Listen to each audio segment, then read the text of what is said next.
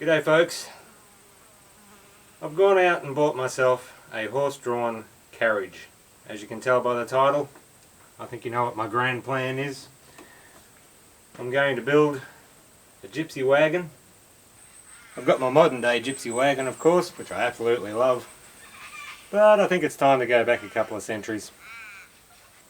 I've got it all here under cover, and I will walk around with the camera and show you the parts and everything like that. I've been doing a little bit of research, basically trying to familiarise myself with especially the terminology of what everything is called. So I've got the front and back wheels and axles, the springs, everything is intact. I've got a turntable for the front section for turning the front wheels. I've basically got all the timbers that I need for the platform. The guy I bought it off, and I kind of took a wild guess thinking that may have been a hay cart with just a solid flat top platform. Not really sure, got no idea what I've got here, to be honest. But as I said, I've got all the framing for the platform, and I've also got timbers that are up here behind me, which play a role in connecting the front to the back. I really have no idea what I'm doing here. You could say I'm out of my depth, but I'm just going to try to learn as much as I can about it.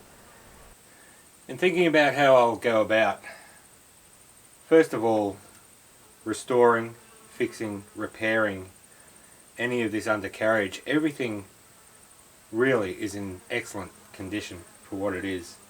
I've since learnt that the round pieces of timber that are inside the steel wheel that the spokes go into are called felloes. They're in pieces, so where two felloes meet, there's damage on each fellow. Now, the last thing I want to do is take anything apart. Everything is together and solid and bolted. I don't want to take anything apart. So my process is going to be to sand back, refurbish, and maybe I have thought about replacing these two fellows, and I've landed upon a video that has shown a very good process of doing that, which is relatively easy. Or I may just clean it all up first and see whether or not, basically there's splits, so I'm just deciding whether or not to gently screw those bits together, try to pull them together a little bit with some good adhesive in the middle, or some option of maybe using some builder's bog just to fill those areas. Builder's bog is good because it dries like a rock. You can sand it back and you can saw it, you can screw through it. It's incredible stuff. Of course, that's not a traditional or genuine way to fix these things.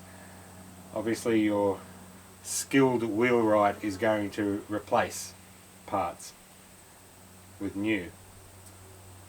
I'm taking a lot of my cues from YouTube channel Angle's Coach Shop, a guy based in Montana. I'm learning a bit from that. So yeah, my approach is going to be come to each part, basically try to clean it up as best I can and patch and repair where I need to in place without taking anything apart. The only thing I want to do is put it together, the whole thing. So that is going to be a long, drawn out process. So if you're inclined, and if you haven't subscribed, consider subscribing and hit the notification bell and follow along as I go along with this. So when you do a Google search of Gypsy Wagon, all manner of Gypsy Wagons pop up.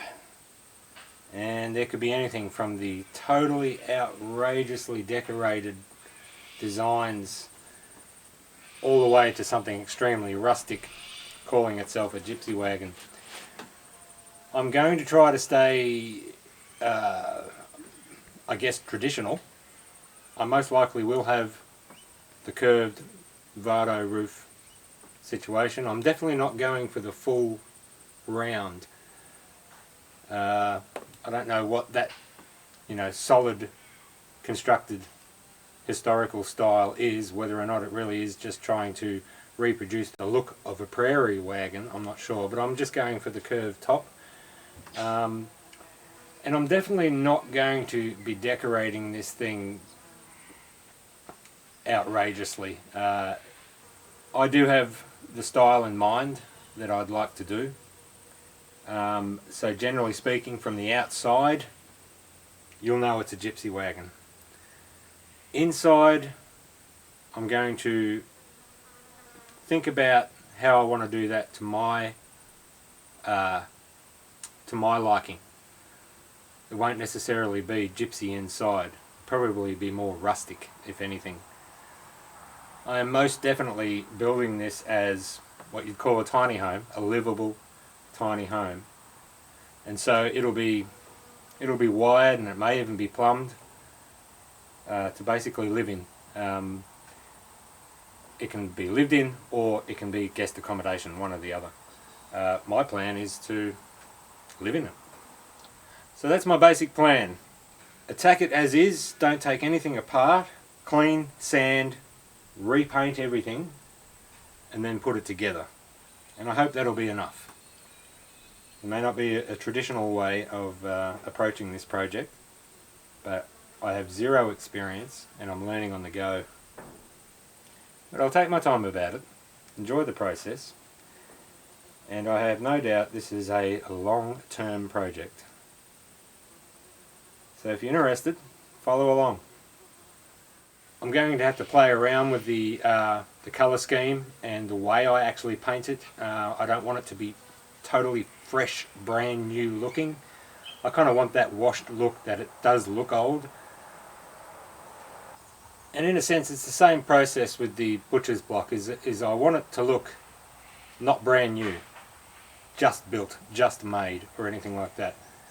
I want it to look like that it's a Gypsy Wagon and has been used as a Gypsy Wagon and currently is. In the end you'll get the idea of what's in my head. It's going to be a hell of a project. So follow along, learn with me. I'll make the mistakes, you don't have to worry about that. But I'll make sure that I record all of that. It's going to be long, but I think it's going to be fun and very, very interesting, and dare I say it, educational. We'll see what we come out with in the end.